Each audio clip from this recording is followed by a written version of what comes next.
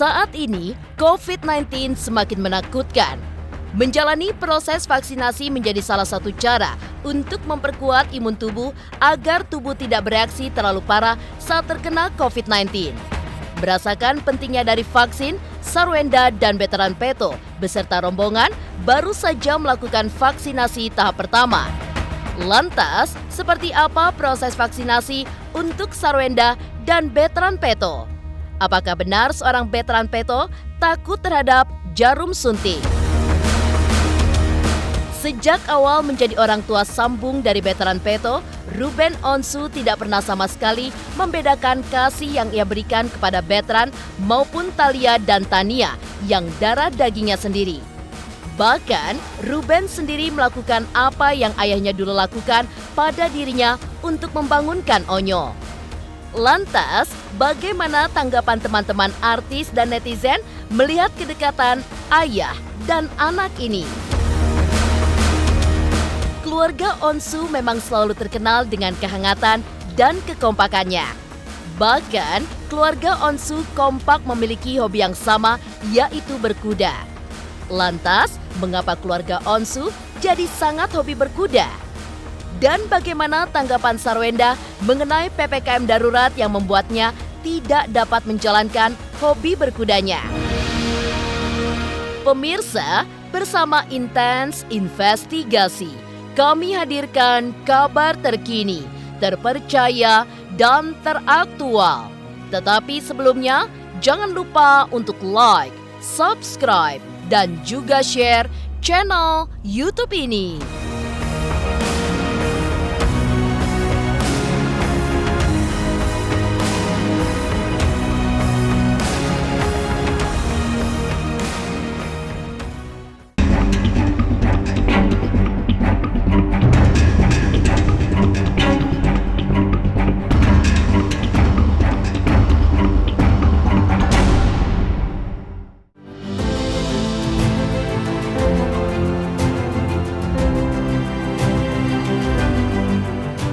Program pemerintah untuk melakukan vaksinasi tentu membuat seluruh warga negara harus menaati peraturan tersebut.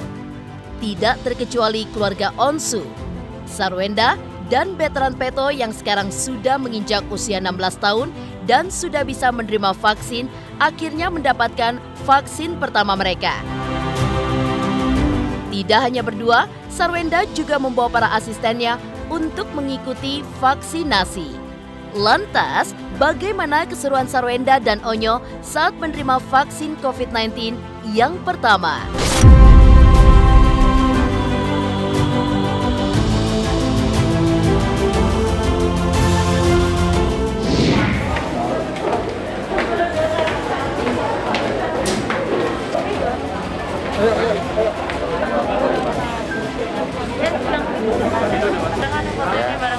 Gimana Wenda rasanya?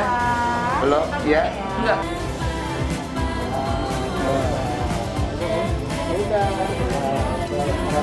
Nggak berasa kayak gimana-gimana sih, kayak bentar gitu doang kok.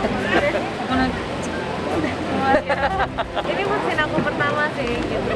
Kenapa kemarin itu kan Bensu sama Mas Eko duluan kan. Terus kayak gitu enggak sih, cuman aku juga sampai bawa asisten aku semuanya buat vaksin karena ya emang sudah peraturan dari pemerintah dan emang untuk menjaga imun mereka juga, jadi ya bawa. Cuman ada asisten aku satu yang emang dari dulu sebelum ada COVID ini dia emang ada penyakit bawaan komorbid gitu, jadi akhirnya aku nggak bawa dia karena emang dari dokter pun nggak dikasih dia vaksin gitu karena dia ada penyakit bawaan kebetulan di paru-paru. Nah jadi dia doang, yang sisanya aku bawa ke sini. Untungnya pada saat kontak Mas Eko, Kak Fiona gitu, mereka juga sangat welcome banget. Jadi aku bisa bawa orang-orang aku juga vaksin. kurang lebih berapa yang dibawa? Banyak ya, hampir 20 lebih.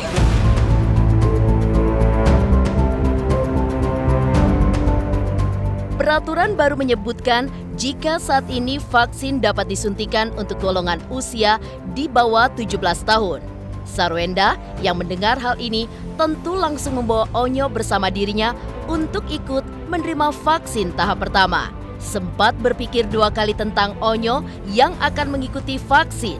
Apa yang membuat Sarwenda akhirnya yakin untuk mengizinkan Onyo menerima vaksin? Lalu benarkah Onyo memiliki trauma terhadap jarum suntik? Karena aku kan nggak tahu, maksudnya umuran Onyo Naila itu kan dekat kan, Iya, cuma dekat. beda setahun gitu. Jadi ya aku kirain kan anak-anak kan sekarang baru gitu. Jadi kayak masih ada yang suntik gak ya? Terus kebetulan katanya tadi Naila suntik, makanya aku langsung bawa Onyo ikut vaksin bareng. Enggak sih, sebenarnya Gimana? enggak khawatir karena kan udah sering disuntik vitamin gitu. Terus pas disuntik di sini agak takut juga karena Tadi, ya awalnya. karena waktu SD pernah trauma, terus pernah lihat ada yang suntik itu jarumnya patah di dalam gitu. Oh, pernah? Gitu. Oh, pernah? Bukan Onyo Oh, tapi teman. Onyo. Enggak sih, kalau di Ya, sini sih sekarang dijamin pas tadi kok. disuntik gimana? Enggak ada beras. Nggak berasa ya? Apa? Pegel dikit.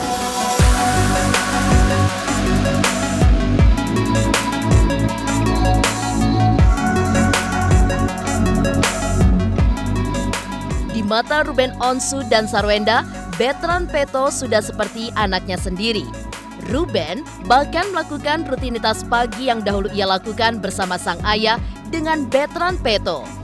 Lantas, bagaimana tanggapan teman-teman selebriti dan netizen terhadap kedekatan keluarga ini?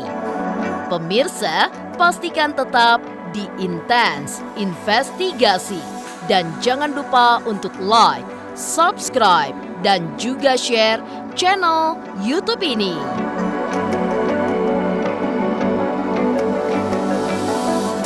Halo, saya Jiko Jericho. Saksikan terus Intens Investigasi yang tayang 3 kali sehari, Senin sampai Sabtu. Jangan lupa like, share, dan subscribe.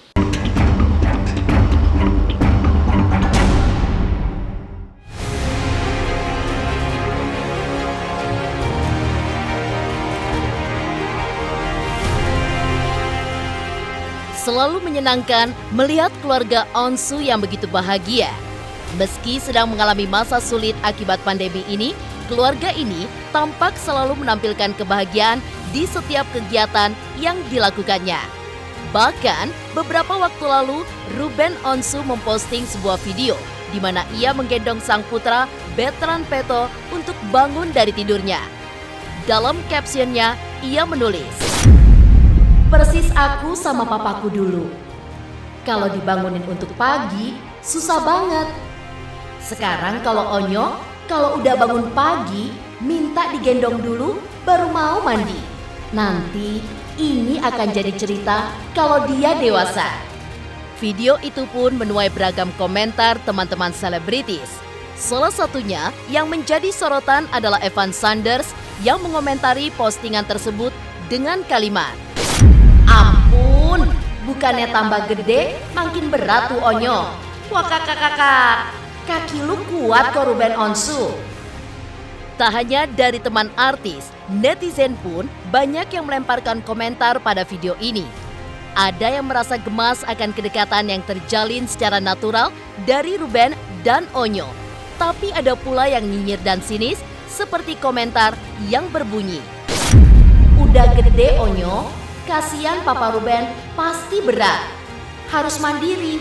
Mulai sekarang harus bisa diandalkan menjadi lelaki yang menjaga mama papa dan adik-adik. Apalagi adiknya kan perempuan. Harus stronger, gak manja lagi."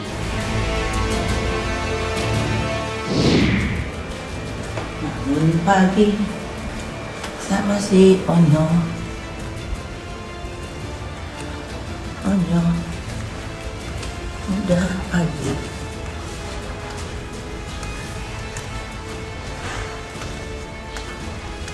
Si Onyo, kalau pagi susah bangun tidur. Bangun pagi sama si Onyo.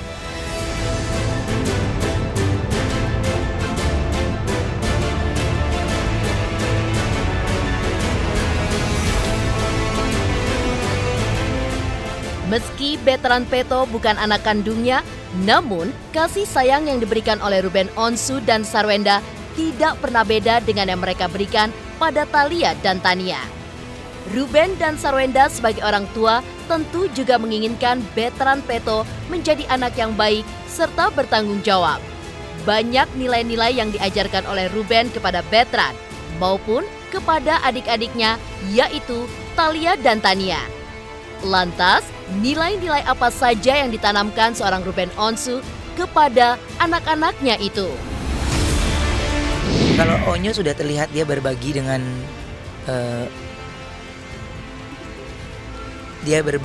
dengan orang-orang yang ada di sekitarnya, dia sudah terlihat gitu. Kalau Onyo ya, khususnya misalnya nih kita kasih gift buat dia, terus menang di rumah dapat sekian, itu uangnya nggak buat dia bagi buat drivernya, buat roadman-nya, buat tim yang di rumah dia bagi gitu. Jadi karena dia tahu betul dia sudah punya kebutuhan yang udah punya semua, jadi uang yang dia dapatkan itu sebenarnya nggak ada apa-apanya gitu. Jadi menurut dia uang ini akan berguna untuk mereka gitu. Jadi dia bagi lagi tanpa saya suruh. Dia kasih Om Michael, Om Indra, kerja yang ada di rumah, security di rumah. Anak-anak saya masing-masing punya karakter gitu. Ya kalau Tania memang belum terlihat karena masih terlalu kecil. Saya senang sekali mereka punya rasa itu gitu. Makanya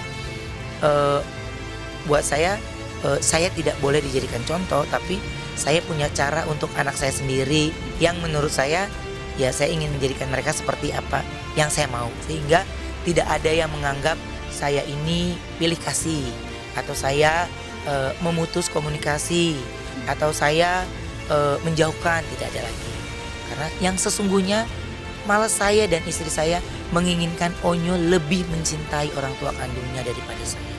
Karena surganya Onyo ada di mereka. Onyo harus hormat dengan orang tua kandungnya gitu. Nah saya ini hanya orang tua sambungnya. Yang buat saya ini bisa jadi mungkin sahabatnya Onyo. Saya ini bisa jadi temannya Onyo. Jadi nggak boleh ada orang lain yang banyak pihak yang ingin meruncingkan komunikasi kami.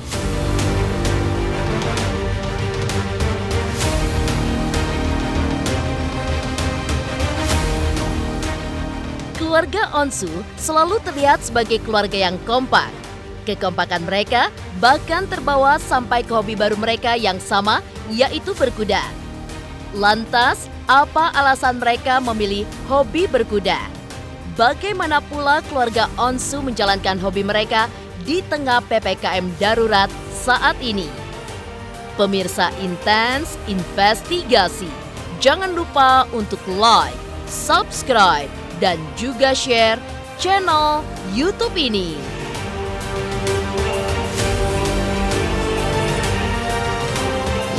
Halo, saya Reski Aditya. Saksikan Intens Senin sampai Sabtu 3 kali sehari. Thank you.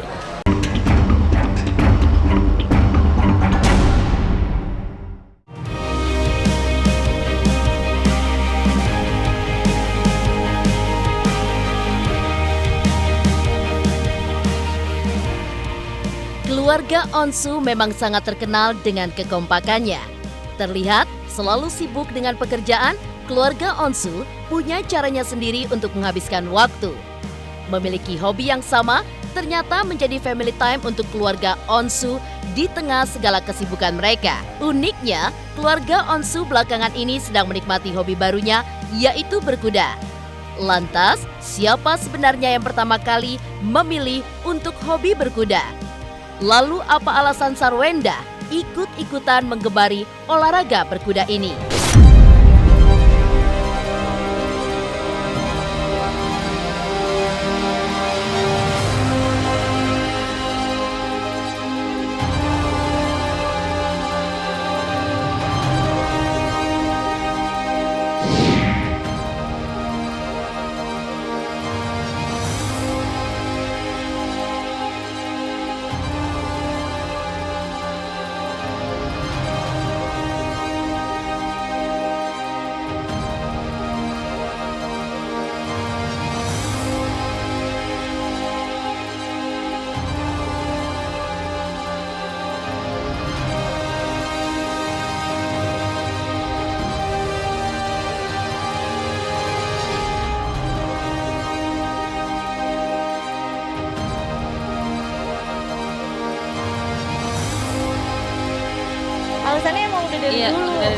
Talia duluan suka berkuda, terus udah kayak gitu akhirnya aku ikut berkuda, terus sekarang akhirnya semuanya aku ajak berkuda.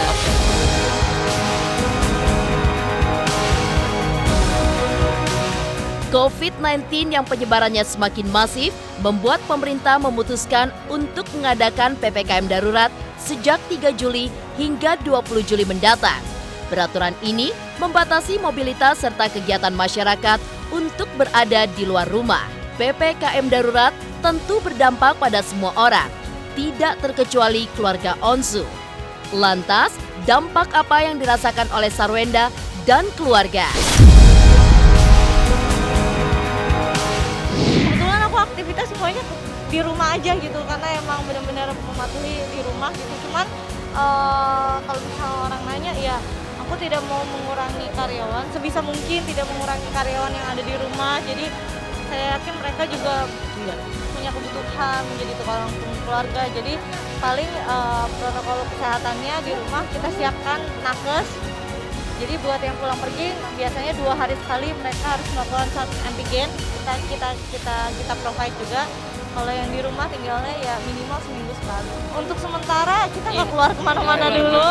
Jadi biar di rumah dulu. Kemarin itu kan udah mulai aman gitu. Jadi anak-anak aku bawa buat berkuda tapi tetap menggunakan masker gitu-gitu. Cuman sekarang lagi tinggi lagi, jadi sama sekali nggak boleh keluar rumah. Kalau buat secara usaha pasti berdampak lah. Cuman saya rasa bukan kita doang yang berdampak, semua orang juga berdampak. Jadi ya selagi masih bisa menyelamatkan yang bisa diselamatkan ya kita selamatin aja.